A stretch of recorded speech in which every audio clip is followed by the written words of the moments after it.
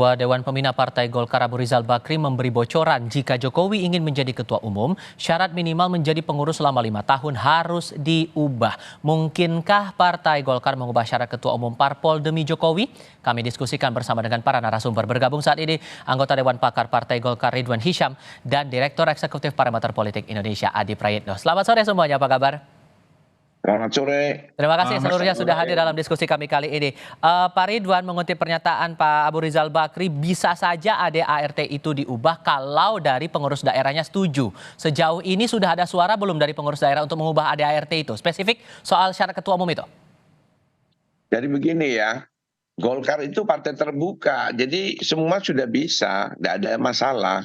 Saya sudah pernah berdiskusi juga dengan Mas Adi. Yang namanya Pak JK itu juga bukan lima tahun jadi pengurus DPP Partai Golkar. Pak Abu Rizal Bakri pun juga bukan pengurus DPP Golkar selama 5 tahun. Nah, tetapi mereka berdua ini adalah memiliki rekam jejak sejak Sekber Golkar, Golkar dan Partai Golkar. Golkar ini bukan dimulai tanggal 9 Maret 1999 pada saat dideklarasikan di Gelora Bung Karno pada tahun 1990 menjadi partai. Tapi tahun 71 dia menjadi Golkar dan 20 Oktober 64 dia Sekber Golkar. Jadi semua masyarakat, rakyat yang ikut di dalam proses ini itu sudah menjadi kader Golkar sejak lama, sejak Orde Baru sampai sekarang. Nah, Pak Jokowi ini adalah kader Golkar. Saya sudah menyampaikan sejatinya Pak Jokowi kader Golkar memang tidak pernah duduk di kepengurusan, tapi dia melaksanakan yang namanya karya siaga Gatra Praja. Jadi doktrin karya kekaryaan itu sudah dilaksanakan. Dan Pak Jokowi ini pengurus Asosiasi Mebel Indonesia di tahun 2002, mulai 97. Dari Orde Baru, zaman Orde Baru. Nah, pada saat itu pengurus-pengurus organisasi pengusaha seperti saya ini, Ketua Umum di Jawa Timur adalah kader Golkar. Nah, itu jadi harus kita lihat di situ. Memang tidak letterlek. Jadi apakah itu bisa? Sangat bisa. Oke. Ya. Kalau begitu Mas Adi, kalau Anda menangkapnya ini semacam memberi karpet merah buat Jokowi begitu untuk masuk ke Golkar dan langsung mendapatkan posisi sebagai ketua umum, atau ada pandangan lain? Kalau saya membaca statementnya Abu Rizal Bakri dan Bang Ridwan Hisyam ini sebenarnya bahwa ada peluang dari pihak outsider ya. Kalau yang dipersoalkan itu adalah terkait dengan hal ihwal administratif seperti ADART dan kepengurusan. Karena keputusan puncak terkait dengan apakah seseorang itu bisa maju atau tidak di Golkar sebagai ketua umum, itu kan kuncinya di ADART yang saya kira memang keputusan tertingginya ada di Munas. Ini yang menurut saya kan kabar baiknya. Artinya, jadi siapapun sebenarnya di luar Golkar itu sangat mungkin untuk menjadi ketua umum. Tapi kan footnote-nya agak tebal menurut saya, yaitu harus mengubah ADART yang disetujui oleh seluruh daerah-daerah. Per hari ini tak ada satupun misalnya pengurus-pengurus di daerah, terutama DPD tingkat 1 yang kemudian memberikan pernyataan secara terbuka mendukung Pak Jokowi atau mengusulkan supaya ADART itu segera diubah ya untuk mengakomodasi isu-isu yang belakangan ini berkembang, terutama terkait dengan Pak Jokowi yang dikaitkan dengan Ketua Umum Golkar. Kan itu yang sebenarnya menjadi perdebatan. Ya, Mas Devan. Yang kedua, yang ingin saya katakan adalah ini tentu akan menjadi satu presiden yang menurut saya pertama dalam sejarah, terutama di Golkar ya. Sekalipun misalnya disebut tadi bahwa Pak JK, Pak Ical ini bukan Golkar seperti yang dibayangkan orang, ya awalnya juga adalah misalnya hanya sebatas kader biasa, pengurus biasa, atau terafiliasi dengan politik Golkar misalnya, tapi bisa menjadi ketua umum. Yang ingin saya katakan adalah apapun judulnya, per hari ini Jokowi itu masih kader PDIP, jadi wali kota, jadi gubernur, kemudian jadi presiden 2 periode, wajah Pak Jokowi itu adalah wajah PDIP. Kalau the end of the day-nya di masa akhir pengurusan Pak Jokowi atau ketika Pak Jokowi di akhir masa kepemimpinannya tak lagi jadi presiden kemudian ke Golkar, orang kemudian menganggap ini tentu sesuatu yang tidak lumrah dalam politik kita. Akan-akan memang ada sesuatu yang memang serba mudah yang dialami oleh Pak Jokowi, tak lagi di PDIP, kemudian ada tempat berlindung namanya beringin. Kalau begitu ada kemungkinan orang luar untuk bisa bergabung jadi kader, punya peluang lah begitu untuk mendapatkan posisi pengurus. Pak Ridwan, kalau di DPD sendiri melihat nama Pak Jokowi digadang-gadang jadi ketua umum, gimana suaranya? Kalau Pak Jokowi oke lah, ahlan wa sahlan katanya Mas Adi di Golkar juga. Tidak usah Pak Jokowi. Hmm. Orang-orang ya yang mempunyai prestasi tinggi, tetapi dia punya rekam jejak pernah di Golkar seperti TNI. TNI itu ABG dulu istilah kita pada zaman Orde Baru. Sekarang Menko Polhukam Pak Hadi Cahyanto itu juga dulu Golkar. Setelah ada undang-undang dia tidak bisa. Habis itu PNS. Pak Dudung, saya sudah sampaikan dulu, Dudung Abdurrahman, itu juga kader Golkar. Tapi begitu aturan tidak boleh, dia tidak bisa. Jadi tidak harus dibilang dari 5 tahun dari awal, dari dia masuk. Tetapi kita lihat rekam jejaknya. Tetapi saya beri contoh-contoh ini supaya mudah. Seperti umpama ya, saya tunjukkan Pak Hamzah Has. Dia kan ketua umum P3. Apa bisa kalau dia terus masuk wakil presiden? Tidak bisa.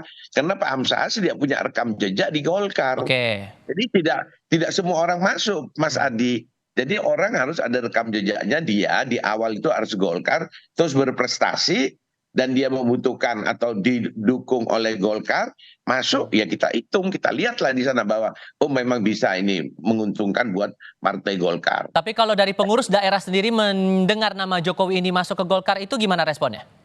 Oh, sangat senang. Karena kemenangan tahun 2024 Partai Golkar ini adalah prestasi atau sumbangsi Pak Jokowi tidak kecil, cukup besar. Selain kader-kader ya yang jadi caleg, semua kader yang bergerak, Pak Ketua Umum juga, itu semua punya andil.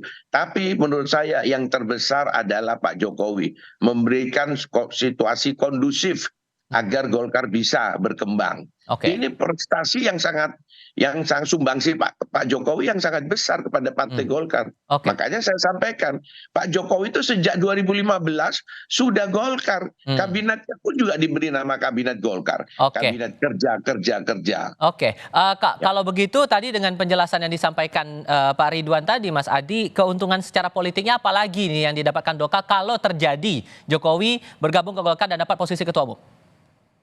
Ya sebenarnya kalau bicara tentang kekuatan politik Golkar, terutama di Pileg, adalah soal bagaimana anatomi kekuatan politik mereka ini terletak pada caleg dan mesin partai ya.